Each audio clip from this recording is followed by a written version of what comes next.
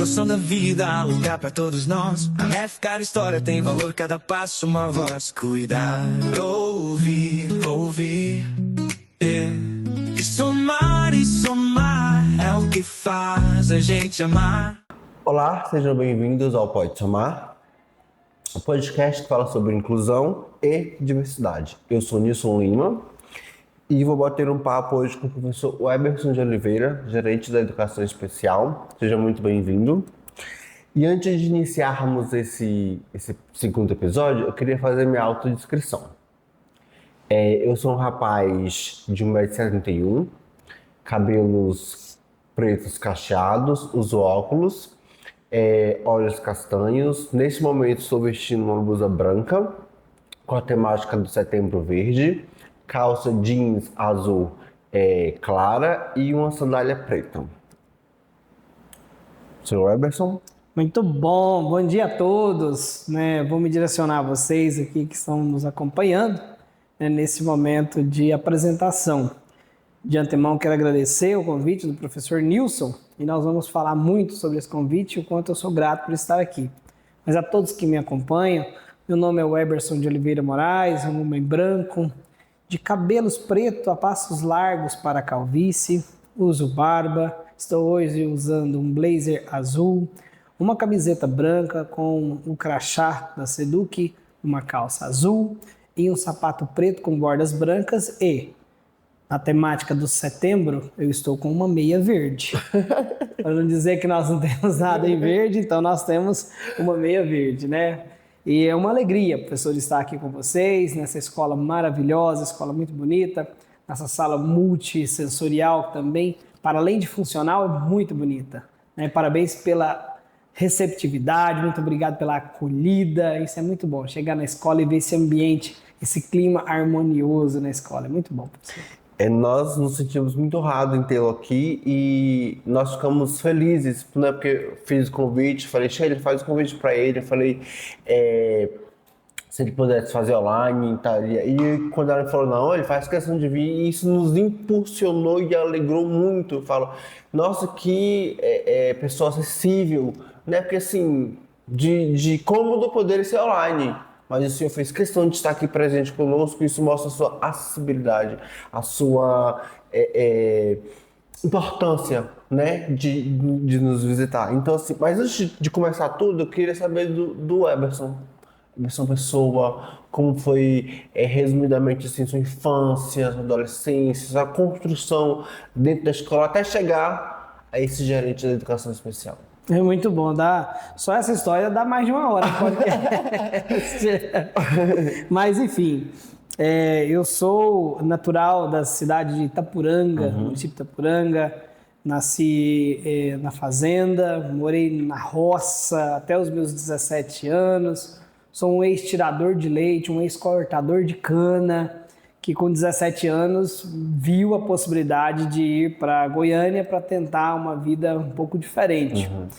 No município de Itapuranga tem uma serra chamada Serra do Gigante.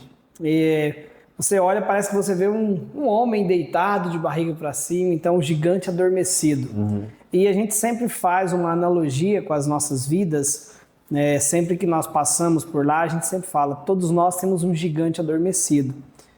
Tempo de despertar está dentro de cada um. Então eu acho que em 2009 foi o meu despertar, fui para a capital em busca de uma mudança de vida e na capital fiz de tudo, fui office boy de farmácia, trabalhei em oficina mecânica junto com meu pai, até fazer o curso de química.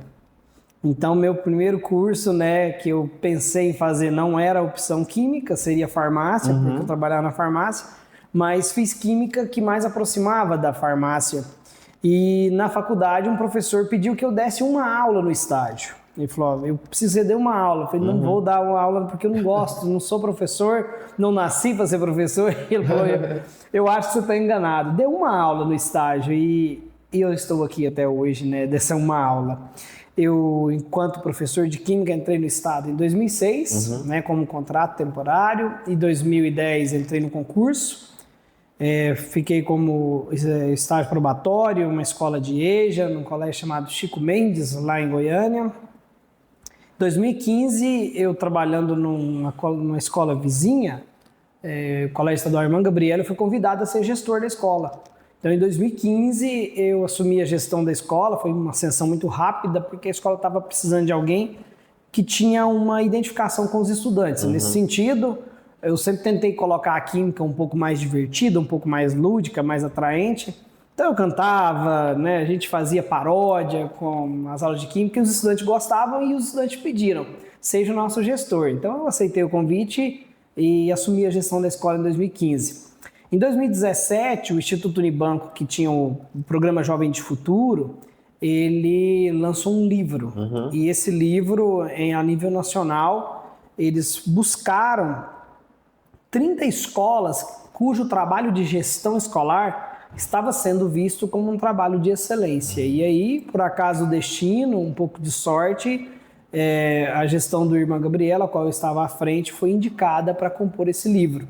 Então, depois que 2017 teve a publicação desse livro, é uma mini biografia, na verdade. O livro não conta aspectos de gestão, ele conta aspectos da vida pessoal, dessa trajetória, da carreira, do gestor e o que o gestor pensa, né, sobre a gestão escolar. E aí saí desse livro em 2017. E depois disso, fiquei um pouco mais conhecido.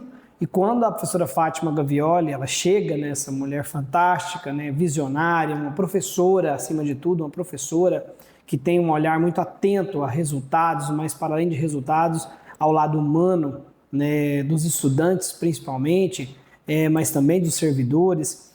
Ela viu essa história, viu essa premiação que eu tinha recebido e me convidou para assumir a gerência. Bom, eu era um diretor acostumado, professor Nilson, em colocar o Colégio Irmã Gabriela entre os 10 melhores do estado, ano após ano. Na avaliação do SAEB, Enem. Então, quando ela me convidou, eu falei, poxa, é uma escola de ensino médio. Ela vai me oferecer algo na superintendência de ensino médio, né? Alguma coisa assim. Cheguei lá para conversar, né? Passar pela entrevista com ela. Falei, tá, professor, mas qual é a função que a senhora vai me destinar? Ela, você vai cuidar da inclusão. Ai. Quando ela falou isso, sabe aquela assim, não é uma frustração, mas é um ar de que assim, nossa, eu não vou para a secretaria. Porque eu fiz química, eu sou da área de exatas, né? Então, como que um professor da área de exatas que não fez psicologia, não fez psicopedagogia, vai assumir a área da educação especial? Eu fiquei muito assim, desanimado mesmo com a fala, mas ela me encorajou e ela falou, te dou uma semana para você pensar. E eu pensei, conversei com a minha esposa falou, aceita, vai que dá certo. E aí, nesse sentido, professor Nilson, naquele período que eu fui convidado a assumir a educação especial, a inclusão, eu tinha muito na cabeça, falei assim, é o químico que está entrando no local errado. Mas passado 4 anos, eu concluí já que é o gerente de educação especial que sempre esteve no local errado enquanto químico. Então, hoje, me identifico muito com a área da diversidade, com a inclusão, porque sempre tive um olhar para o ser humano. Só não tinha percebido isso ainda. Né? Essa forma de fazer com que uma aula de química, tão difícil, tão inacessível para muitos, fazer com que os estudantes gostassem, era, na verdade, um olhar para a diversidade, um olhar para as dificuldades e para as potencialidades de cada estudante. Então, assim, estou eu hoje na gerência já há 4 anos, né? Já estudamos um pouquinho, não estamos mais só na teoria da química, né? Já estamos já um pouquinho dentro de todo o escopo, o arcabouço da educação especial. Então, esse é o gerente de educação especial. E é perceptível, sabe, assim, nós como AEs, como profissionais de apoio, percebemos essa sua, como posso dizer, força, vontade de estar onde está, sabe? Você não se nega a nada, você está lá, se não sabe, procura, mas não nos deixa a desamparar, sabe? Então, assim, a gente pede um socorrinho, você vai lá, vamos lá, não vamos desistir. Eu acho isso muito... nos anima, sabe assim, a cada encontro agora que nós estamos tendo quinzenal nas lives, e isso impulsiona a gente, porque poderia você estar lá no seu cantinho tranquilo e só mandar, mas isso faz não, faz questão de participar, de saber, de procurar resolver os problemas que surgem nas escolas, e isso é muito interessante, sabe assim, esse acolhimento de, por exemplo, você está aqui comigo hoje, fantástico, para mim isso é fantástico. Mostra essa acessibilidade, esse conhecer para conosco, de vir à escola, conhecer nossa realidade. Isso é muito legal, sabe? Assim, então, isso nos impulsiona, como professor Jair, impulsiona toda a equipe da educação especial. Mostra que é possível. Se a gente querer, a gente consegue fazer. É muito bom, isso é muito importante, sim. É o senso de pertencimento, né? Nossa. A gente que vem de uma situação em que fui estudante de escola pública a vida toda, nunca pisei numa escola particular. Quando eu morava em Itapuranga, andava de bicicleta 12 quilômetros para chegar na escola, na cidade. Depois em Goiânia, da mesma forma, trabalha o dia todo e vai estudar à noite.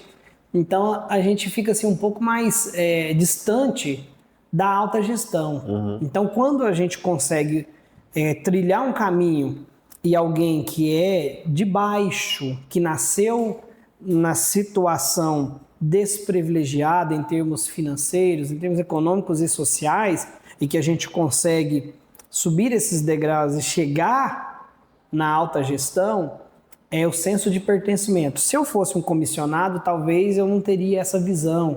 Assim, olha, eu cheguei, né, tive uma indicação política, um padrinho político me colocou, mas não. Eu cheguei hoje até a gerência, a gestão governamental, foi mérito mesmo, estudando muito, então isso me faz ter esse senso de pertencimento. Mas eu também agradeço muito aos meus pais, que eu não tenho mais o privilégio de tê-los comigo, os dois já faleceram, mas me ensinaram muito a questão do valor, o valor ao ser humano, os princípios, né, os princípios ensinados pelos meus pais, eu mantenho eles até hoje, tento passar para os meus filhos, é de que a gente não pode jamais abandonar a nossa classe. Primeiro a classe humana e depois da classe humana a nossa classe social. Então a gente não pode achar que a gente assumiu uma função e distanciar daqueles cuja função eu estava até recentemente. Então é sempre nessa linha de olhar para nós enquanto rede, né, enquanto professores. Hoje eu estou numa função, amanhã eu estou em outra e o professor assumiu essa novamente. É ciclo. Agora, se a gente tiver um olhar de que é meu, aí não dá certo. Então é nosso, nós estamos juntos, apenas numa função de liderar. Só que o bom líder, ele precisa que os liderados o acompanhem. Sim. E para acompanhar você não toca, você chama, você fala vem, porque você toca aqueles que não são liderados. Você toca aqueles que dispersam, que saem de você. Então eu sempre me posiciono na função de líder, não de chefe. Porque o chefe toca e o líder, ele comanda, ele vem comigo e o líder vai na frente. É mais ou menos assim que a gente tenta fazer, né? E isso é muito perceptível, viu, professor? Assim, quais são os principais desafios que o senhor encontra de ser gerente hoje? Sabemos que tem as partes boas, mas também tem um pouquinho de dificuldade aí. Nós sabemos, né? Enquanto inclusão, que tem aquelas pequenas dificuldades, aqueles pequenos impasses, assim, que é preciso ter um pouco mais de embasamento, assim. Quais são as dificuldades que você encontra ainda? Eu acho que assim, professor Nilson, eu cheguei hoje aqui na escola e percebi o clima escolar fantástico. Não tem estudante gritando, não tem estudante aquela barulheira, e nós estamos no auge do período de calor. Então isso é comum, você chegar na escola nesse horário de 10, 10 e meia, como eu cheguei, e os estudantes estarem agitados pós-intervalo. Eu cheguei aqui na escola e a escola estava calma, silenciosa, e eu fiquei pensando, refletindo sobre isso. Porque eu acho que o grande ponto da palavra inclusão é a gente não usá-la. Acho que a gente tem que substituir a palavra inclusão por outra. E eu tenho estudado muito, recente eu ouvi em Brasília, numa associação de professores que dão aula para pessoa com deficiência visual, que o termo correto a gente usar é acessibilização e não inclusão. Porque é impossível incluir um indivíduo que é da mesma espécie. Você pode incluir indivíduos de outras espécies. Então, vamos incluir na família humana o amigo, o cachorro, o gato. Ele vai ser incluso na nossa família, mas ele não é da mesma espécie, então você inclui ele. Mas você não consegue incluir um ser humano junto do ser humano, porque naturalmente ele tem esse direito de estar incluso de nascença. O fato de nascer como um ser humano já garante ele o direito à inclusão, então ele já está incluso.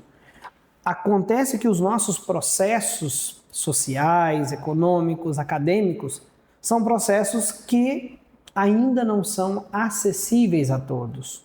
E aí, quando há falta de acessibilidade, acontece a exclusão. Um exemplo disso é a pessoa em cadeira de roda só apresenta-se como uma pessoa com deficiência física a partir do momento que ela não consegue subir um desnível. Por que ela não consegue subir esse desnível? Porque esse desnível está, de forma equivocadamente, feito o acesso por degraus, que é uma escada. Então, se esse desnível ele for colocado numa forma de rampa em que todos possam atravessar, essa pessoa não vai estar na condição de pessoa com deficiência física. Ela vai estar numa condição de pessoa em cadeira de roda. É o conceito da deficiência não estar na pessoa, mas sim estar no processo. Esse olhar que eu falei para o senhor é o olhar da atitude. Acho que a grande dificuldade não é saber sobre lei, a grande dificuldade não é saber sobre metodologias, a grande dificuldade não é dialogar, não é estar na alta gestão ou ir na escola, a dificuldade ainda é tirar o preconceito e especificamente a barreira da atitude. Porque a gente ainda vê muitas atitudes discriminatórias, atitudes preconceituosas, e quando a gente fala disso, não está falando só da pessoa com deficiência, estamos falando da diversidade como um todo. Né? Eu vou dar um exemplo do preconceito, e eu acho que o senhor vive ele. A função de gerente de educação especial, a função de professor de IAE, é uma função predominantemente para as professoras, as pedagogas, as psicólogas, as fonoaudiólogas. Então, quando um homem assume essa função, a gente enfrenta um olharzinho de desconfiança, não por maldade, mas por ser genuíno da sociedade, né, da nossa atual sociedade, ter o preconceito em relação ao profissional. E a gente tem que unhar muito para a gente mostrar que a gente é capaz. Mas eu digo que depois que a gente mostra também, aí a gente consegue né, um lugar de fala. Então, acho que a grande dificuldade hoje, que eu posso apontar para o senhor, é exatamente a barreira da atitude. Pensando nisso, os nossos professores, de forma geral, não são culpados, mas sim conduzidos a essa prática. Por quê? Quando se entra numa universidade, os nossos cursos superiores não têm disciplinas ou componentes curriculares para fazer esse trabalho, do que é o capacitismo, ações que combatem o capacitismo, o anticapacitismo, aqui enquanto função de professor. Então, não é trabalhado isso com eles. Então, quando o profissional chega na unidade escolar, ele não está preparado para enfrentar essa diversidade específica e aí ele acaba cometendo os mesmos erros que estão sociais. É claro que a gente sabe que isso é da pessoa. Tem gente que, às vezes, mesmo tendo essa formação, não vai mudar. Mas nós não podemos pautar-se nesses. Acho que nós temos que pautar pelos que querem, pelos que apresentam essa possibilidade de mudança e fazer o nosso melhor para que a sociedade se mude e que a barreira da atitude ela seja rompida. E falando nesse processo, professor, esclareça para nós, assim, que é uma dúvida muito grande que nós encontramos. Por exemplo, nós estávamos conversando aqui no bastidor em relação a quando chega lá no médico, na escola, né? A criança vai, ela passa por aquele processo, a mãezinha procura os médicos necessários para aquela avaliação e esse laudo chega na escola.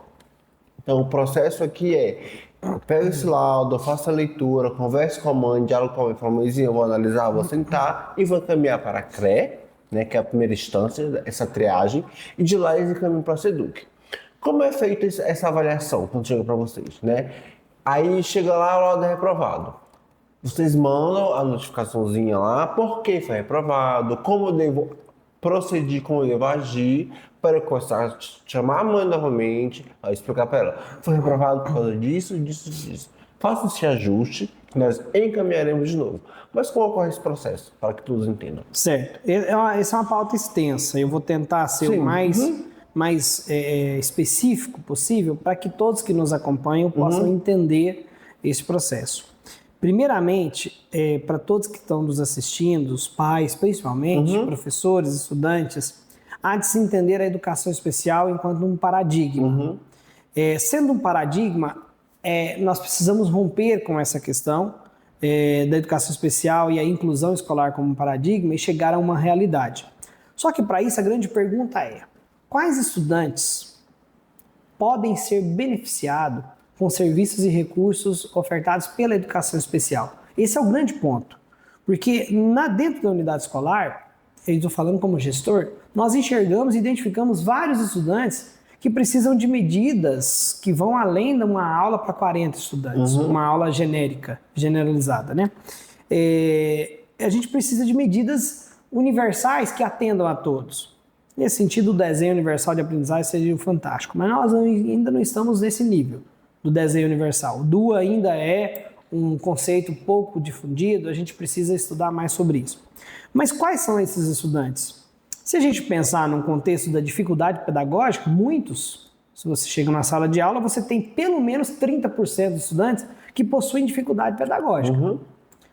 Aí surge a pergunta, qual é a fonte de origem dessa dificuldade pedagógica? É uma defasagem de conhecimento? É uma dificuldade porque não teve uma boa base de matemática básica? Não teve uma boa base na alfabetização? Não teve uma boa base na escrita, na leitura? Aí você vai avançando. O estudante apresenta dificuldade com a questão da coordenação motora fina, coordenação motora grossa, e vai avançando. O estudante tem dificuldade porque tem déficit cognitivo. E vai avançando. Não, o estudante ele possui deficiência intelectual em termos de um padrão médico que define ele com o intelecto numa porcentagem que é dito como pessoa com deficiência. E avança mais, não, ele possui um transtorno do neurodesenvolvimento que o condiciona em um espectro chamado transtorno espectro autista, e por aí vai. Só que a nossa lei brasileira, que garante o financiamento à educação, ela prevê o financiamento para serviços e recursos apenas para estudantes com deficiências, transtorno espectro autista e altas habilidades ou superdotação. Então são só 3 públicos, né? Estudante com deficiência, com transtorno espectro autista e estudante com altas habilidades e superdotação. A esses tem o financiamento para a oferta de serviços e recursos. Vou fazer uma nota de rodapé, que depois a gente vai chegar nele. Os serviços e recursos nós estamos falando, a todos que nos assistem, é o atendimento educacional especializado. É o primeiro. O primeiro serviço e recurso de apoio especializado é o atendimento educacional especializado. É o AEE. Só que a maioria pensa que é o apoio. Né? As pessoas entendem que o primeiro serviço e recurso é o apoio, e não é. É o AEE, porque o AEE é um serviço pedagógico que visa a mitigação dessas barreiras que impedem o desenvolvimento. O apoio não. O apoio, como a palavra diz, é um apoio para a sala de aula, para as atividades de vida diária. Então a nossa lei brasileira, você é a favor da lei, professor? Não estou dizendo nem que sou a favor nem contra, estou dizendo como ela é. Sim. Então a lei, ela garante o financiamento a esses 3 públicos. Só que dentro da sala de aula nós temos muitos outros estudantes que não são desses 3 públicos. Nós poderíamos, professor Nilson, chegar como prevê o INEP.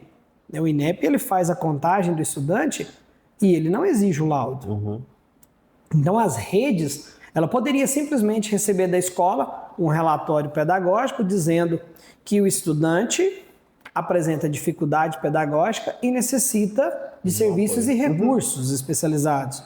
E nós responderíamos, quais serviços e recursos? A depender de uma avaliação diagnóstica do PEI, não falar, ele vai precisar do atendimento educacional especializado, ele vai precisar do acompanhante especializado em sala de aula para as atividades de alimentação, higiene, locomoção. Mas se a gente deixar isso solto, livre, a gestão não consegue fazer gestão. Né? Por quê? Porque o número de estudantes é muito grande e acabaria que a gente teria um número muito grande de profissionais para essa oferta de serviços e recursos. Então, administrativamente falando, financeiramente, é impossível você não atrelar a parte pedagógica com outra parte, que é a parte clínica. Por quê? Como o censo ele contabiliza somente esses 3 públicos, deficiência, transtorno espectro autista e auto-habilidade e superdotação, nós que somos professores, nós não podemos carimbar um documento pedagógico dizendo que essa pessoa possui uma deficiência para todo o resto da vida. Nós não temos essa formação acadêmica, essa expertise e nem essa autorização legal para a gente fazer isso. A gente faz uma percepção. O estudante, em termos de desenvolvimento acadêmico, ele possui uma dificuldade pedagógica muito grande. Então é preciso uma investigação. Então o papel da escola é fazer esse apontamento. Vai que a investigação vai ser feita e não vai ser constatado que seja uma deficiência ou um transtorno. Vai ser constatado que seja talvez uma hiperatividade, um transtorno de ansiedade muito grande, que precisa ser resolvido com terapias para que não reflita aqui na escola. Mas esse laudo, esse documento, ele só pode ser carimbado e chancelado por um profissional da saúde, porque existe todo um arcabouço de exames, de metodologias clínicas para que esse estudante seja, então, considerado uma pessoa com deficiência ou com transtorno espectro autista. E aí, nesse sentido, qual é o papel da SEDUC? É garantir que o estudante não fique informado ou cadastrado de forma equivocada. Nós temos vários casos, professor Nilson, de estudantes que são cadastrados no sistema como estudante com deficiência. Mas quando a gente recebe o laudo, é um laudo de transtorno de déficit de atenção e hiperatividade. Então veja bem, senhores pais, se a gente cadastrar um estudante com deficiência intelectual no nosso sistema, quando terminar a 3ª série do ensino médio, esse estudante vai sair para o mercado de trabalho, para a vida, como uma pessoa com deficiência para o resto da vida. Isso não muda mais. Então nós temos que ter muito zelo e muito cuidado em aprovar um laudo, porque é muito sério. Às vezes, né, no ímpeto, na busca, e não vou falar como pai agora, na busca por serviços que venha a auxiliar a criança, o filho na escola, o pai não pensa 2 vezes. Ele vai no médico, ele paga a consulta, precisa de um laudo, porque vai ter direito a um professor de apoio. Isso. Ele chama até de professor de apoio. Nesse sentido. Mas ele esquece de pensar no futuro, de que ele vai sair, vai ser uma pessoa com deficiência que vai implicar na vaga de trabalho, vai implicar na sua vida social, vai implicar na sua postura, no seu ego, no seu bem-estar, psicologicamente, isso tem implicações com a criança. Então, por isso que nós somos muito criteriosos em relação ao laudo. E aí, os documentos médicos também, os médicos não são diferentes, né, da gente. Eles são muito criteriosos para emitir um laudo. E aí, se a gente pega a maioria dos laudos, ela está escrita assim, atesto, não relato, atesto. Ele dá um atestado. Atestado não é laudo médico. Laudo é relatório médico. O laudo médico tem que conter a descrição da deficiência, conter qual foi o método que foi utilizado para chegar a esse diagnóstico, quanto tempo ele passou. Então esse é o verdadeiro laudo, que a gente nem contesta. Mas chega um atestado pequenininho. Atesto para fins pedagógicos que o estudante encontra-se em acompanhamento médico sob hipótese diagnóstica do transtorno espectro autista. É claro, aí a gente vai aprovar um laudo desse, e se essa hipótese diagnóstica não se confirmar? Vai ficar um estudante com cadastro de transtorno espectro autista para toda a vida. O documento sai com uma certificação de terminalidade específica, enfim, todas as implicações. Consegue o profissional de apoio? Talvez não, porque o profissional de apoio hoje depende da avaliação diagnóstica, do estudo de caso, do PEI. Então, quando a gente recebe, nós vamos falar dele daqui a pouco, a gente analisa esses instrumentos. Então, a análise de laudo hoje é muito criteriosa por esse motivo. Então, quando um pai chega na escola e ele já quer apresentar um laudo, é viável, é aconselhável que ele repense essa informação. É um diagnóstico fechado ou é um diagnóstico que ainda está em investigação? Se ainda está em investigação, ainda que a vontade e a necessidade da família seja que esse estudante tenha esse laudo aprovado e que ele tenha já os serviços de apoio, é bom, é prudente que se espere. Para isso, a escola tem que ter um trabalho de acolhimento muito grande, um trabalho muito forte de formação dentro da unidade escolar, para que seja dado esse tempo para essa construção desse documento, porque não se lauda da noite para o dia. Né? Isso é muito sério, os pais têm que compreender isso, que não é só em função da busca de um benefício que é de direito, ninguém está aqui cerceando esse direito, mas só não pode ser, né, sem nenhum critério, sem responsabilidade, porque isso tem implicações futuras. Nós temos numa regional, nós respondemos a 2 processos policiais que as famílias fizeram um boletim de ocorrência e montou um processo civil contra a gente e virou um criminal, né? De que o estudante nunca foi no médico e ele está cadastrado no sistema como estudante com deficiência. Ou seja, a instituição foi até o médico, pagou e o médico deu esse laudo e o menino terminou a 3ª série e saiu assim, como pessoa com deficiência. E ele não consegue emprego em lugar nenhum, porque só quer ofertar a quantidade da cota, os 5%, que é de obrigatoriedade da empresa. Então tem várias implicações na aprovação do laudo. Pensando nisso, nós criamos o termo de responsabilidade e anuência dos pais. Né? Porque muitos pais pediam, quando chega na 3ª série, retira o laudo. Ele fala, não vamos retirar. Por quê? Porque deficiência é um conceito que não está na pessoa e, portanto, não tem cura. Transtorno é um conceito que está ali do desenvolvimento, do transtorno de neurodesenvolvimento, que não tem cura, não é uma doença. Então não pode, hoje, esse ano, que eu estou na 1ª série, apresentar um laudo de deficiência intelectual e quando terminar a 3ª, não tem mais a deficiência. Então a gente não exclui o laudo, a menos que um médico neurologista emita um relatório dizendo que a pessoa não possui a deficiência. Aí sim, nós vamos retirar, mas caso contrário, nós não podemos nem dizer que ela possui deficiência, nem dizer que ela não possui, não compete a nós. Então, pensando nisso, nós criamos também o termo de anuência e responsabilidade dos pais para eles terem essa anuência. Queria parabenizar vocês nesse sentido, que foi muito importante isso. Sabe assim, esses termos são criados, esses documentos é muito necessário. Porque o pai chega, lê, aí assina lá, você leu direitinho, dá o tempo dele ler, sentar, analisar tudo. E entender também que essas crianças que não têm esse laudo reprovado ou esse laudo que está em investigação, ele não deixa de ser assistido. Eu não vou virar as costas para ele porque ele é TDAH, é dislexia, não. Eu vou atender ele conforme as necessidades dele. Ele não vai ser assistido de forma alguma. Ele vai receber a atenção devida a qual ele necessita. Sabe? É esse que eu quero que eles entendam. Jamais vou deixar de assistir um estudante assim. Certo. Jamais. Faz parte do contexto escolar. Ele está inserido aqui. Então, se ele necessita, ele vai ter assistência. Só que essa sua fala é bem empoderada nesse sentido. É um processo.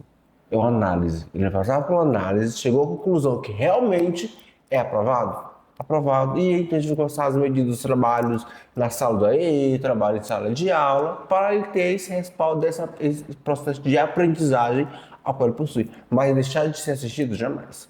Tá conosco, vai ser assistido até o final. Exato. Né? Então isso é bem emblemático que eu queria deixar.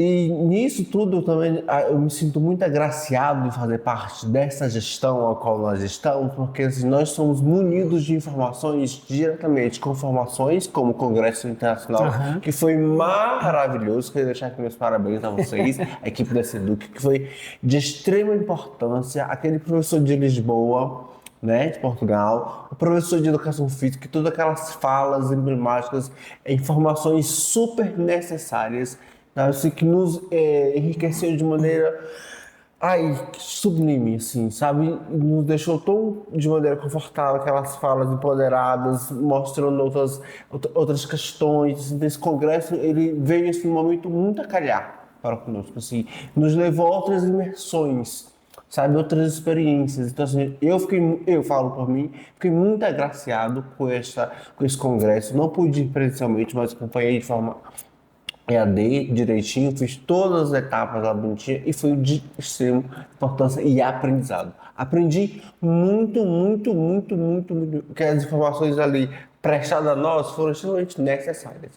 Então, parabenizo a equipe da Seduc. Tivemos também de altas habilidades em cadastros novos.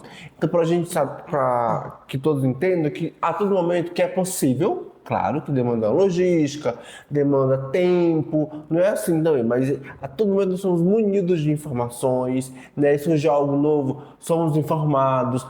A oferta do curso ao qual eu estou participando agora, que é o de Braille, né? Que também ingressei agora, tem o de baixa visão, que eu também fiz questão de ingressar. Então, assim, informações não faltam. Se eu querer participar delas, eu vou ser inserido. Então, assim, em minha fala, agradeço muito a Seduc por nos munir de cursos gratuitos. Porque se vamos pagar, né, e muitos não têm essa condição. Mas a Seduc oferece a gente gratuitamente esse curso de formação para nosso enriquecimento, para saber lidar. Chega um aluno com baixa visão, como eu vou lidar com esse aluno? A Seduc vai lá e nos prepara, né, para lidar com aquele aluno. Então, assim, eu acho isso. Quero parabenizar muito vocês nesse sentido.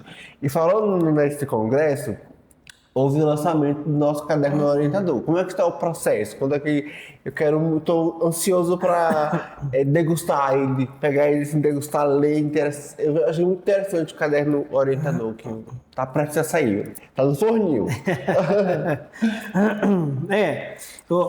Falando um pouquinho disso aí, eu quero aqui também fazer o agradecimento, acho que é oportuno, né? Então, sempre que a gente tem um espaço, um canal de comunicação, nós temos que agradecer, acho que primeiramente o nosso governador, o Dr. Ronaldo Caiado, que politicamente, né, todo gestor, todo governante, ele está no papel de representante do povo enquanto eleito para isso. Então, mas a gente tem vários exemplos de governantes que são eleitos, que têm o recurso e que não fazem, né? Então, eu quero muito agradecer ao nosso governador, Dr. Ronaldo Caiado, assim como a nossa primeira-dama, Dona Gracinha, que por meio do Goiás Social, não mede esforços também para fazer com que a assistência social chegue a essas pessoas que nós atendemos na educação.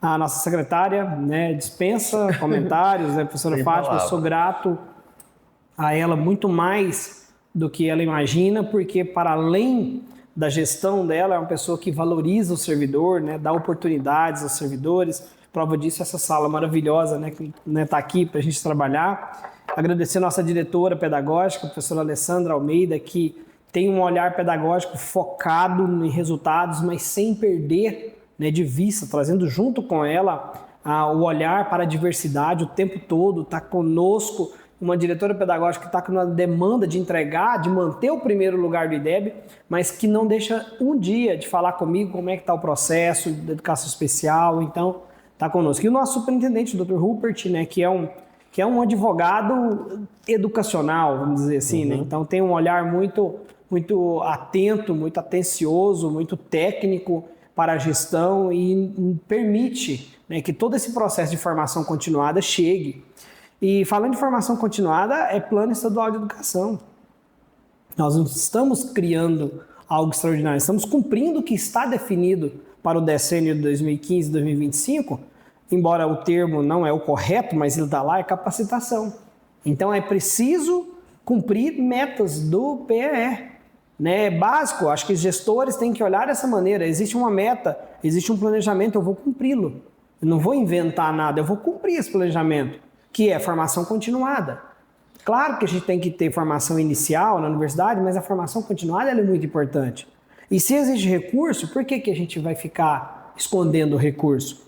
Então, eu e o Dr. Rupert, nós vamos responder por muitos anos, por tanto evento que nós estamos fazendo, por tanta licitação e tanta dispensa de licitação, porque a gente está fazendo, olha, existe um recurso. O recurso é destinado a quê? A formação. Então, vamos gastar, vamos fazer formação, vamos entregar aos nossos professores o que é preciso. Quanto mais conhecimento a gente difundir, melhor. Aí, nesse sentido, também aqui mandar um abraço, eu vou mandar o podcast para ele, o professor Davi, a professora Luzia, né, lá de Portugal, que são assim, profissionais que inspiram. Né? Então, eles...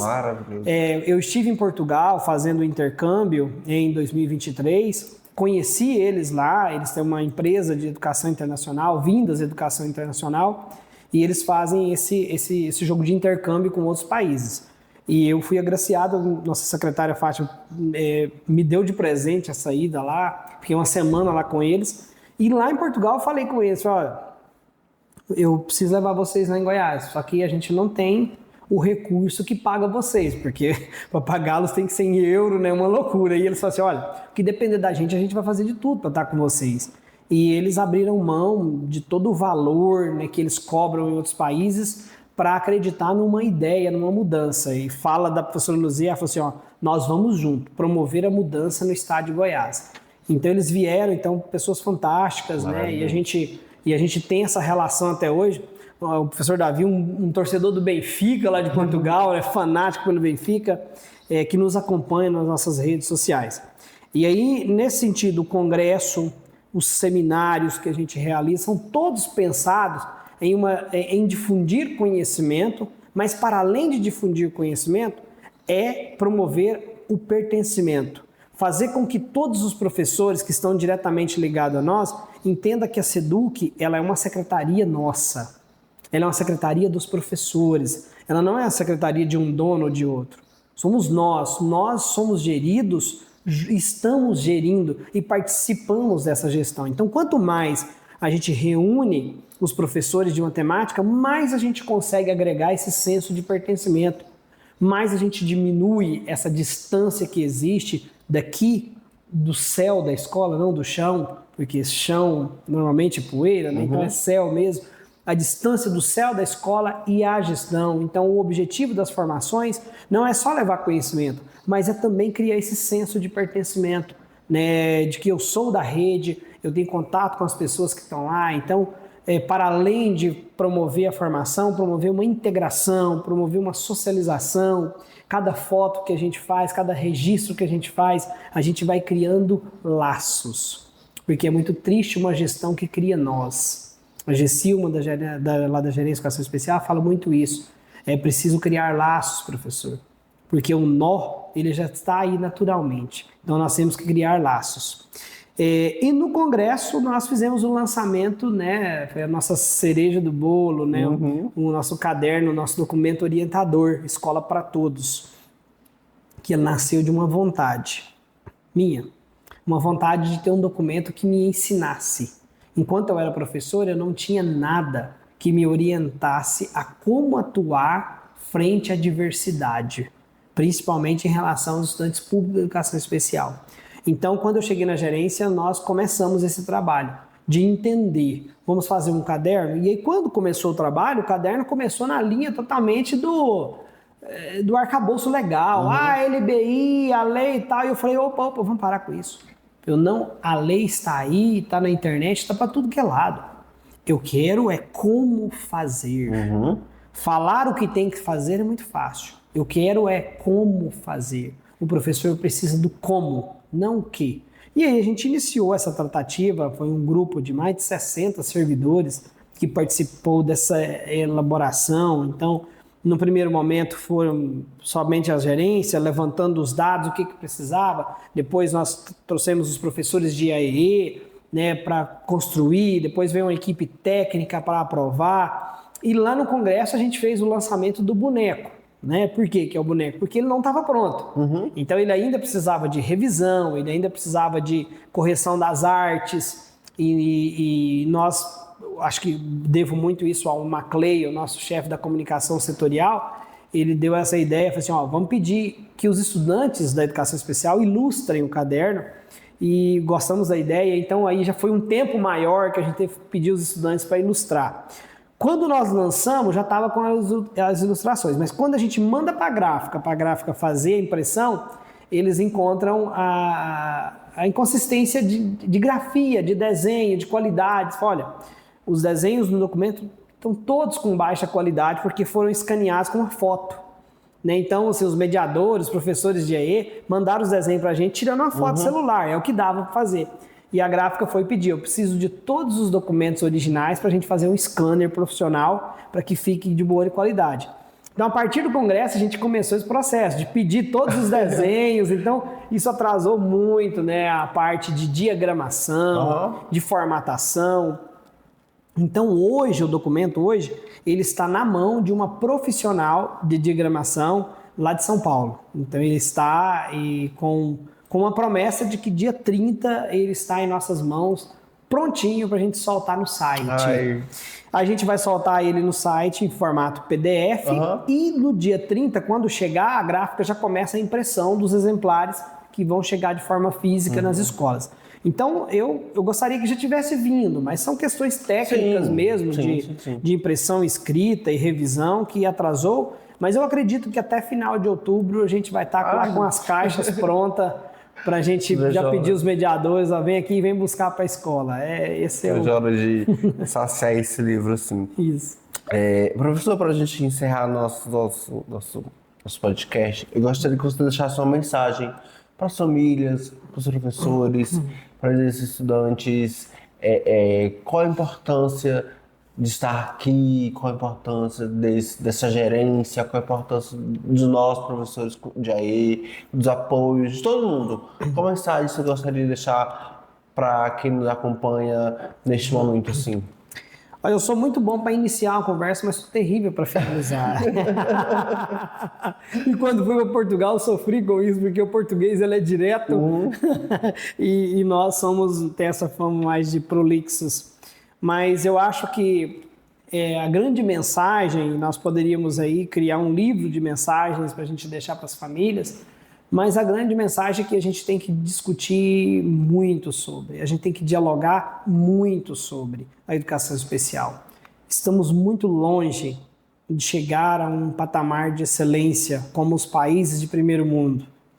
Até porque nós também, enquanto país em desenvolvimento, como é o caso do Brasil, ainda precisamos evoluir muito economicamente, socialmente, e isso passa por nós agora. Nós estamos escrevendo história, nós não estamos nós estamos consertando o mundo, nós estamos dando passos e contribuindo para a construção de uma sociedade mais justa ou menos justa, depende do que a gente está fazendo. Então é preciso que nós, enquanto pais, enquanto professores, que a gente pense nessa construção de uma sociedade mais justa.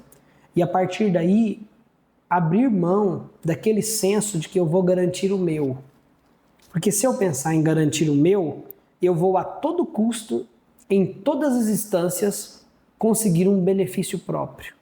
Mas quando eu começar a pensar em social, pensar em comunidade, pensar no todo, a gente vai pensar em práticas que sejam um pouco mais equitativas. Pensar uma escola como essa aqui, com 1.300 estudantes, eu não vejo caminho para a construção de uma escola de sucesso se a gente pensar somente nas individualidades, mas de forma pessoal. É preciso pensar nas individualidades, mas de forma coletiva.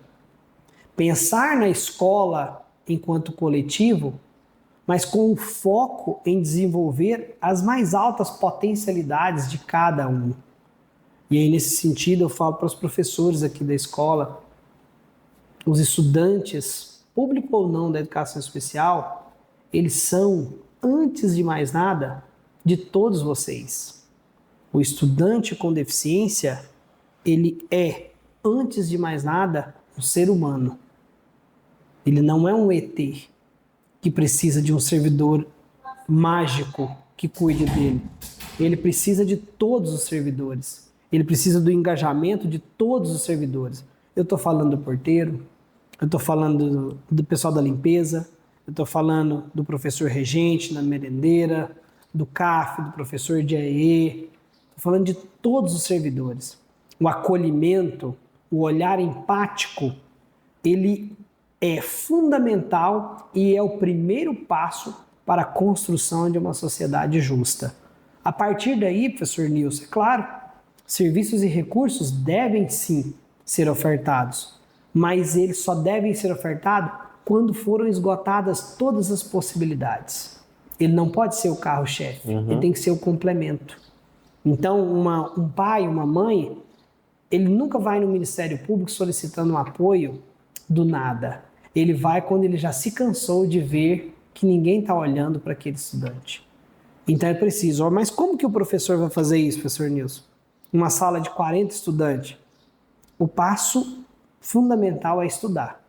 É preciso estudar. Então, aos professores eu aconselho que estudem sobre desenho universal de aprendizagem, sobre medidas universais de aprendizado, como ofertar uma boa aula garantindo a todos uma vivência, um acesso a esse conteúdo de forma acessível. Porque não é só dar acesso. Esse acesso tem que ser de forma acessível. Caso contrário, nós não teremos sucesso. Então, a todos aqui da comunidade, a todos que nos assistem, né, eu desejo a todos vocês um excelente final de ano e uma excelente reflexão sobre a importância da educação especial, sobre a importância do atendimento educacional especializado. Essa sala multissensorial que nós estamos aqui, que é uma sala maravilhosa para o desenvolvimento cognitivo, sensorial, motor. Então, para que todos aqui da comunidade escolar tenham muito sucesso, tenham um olhar atento à adversidade e que sempre valorizem o ser humano antes de qualquer processo.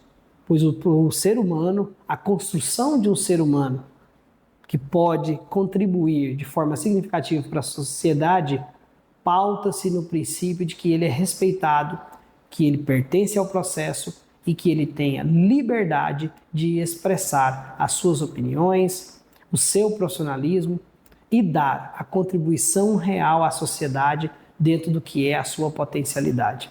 Isso é o que eu deixo para vocês.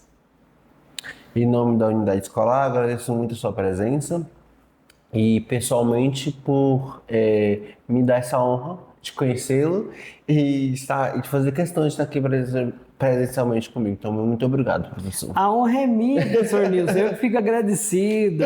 O trabalho, quem faz de excelência são vocês nas escolas. Nós lá estamos só cumprindo o que é um papel burocrático. Aqui é que a mágica acontece.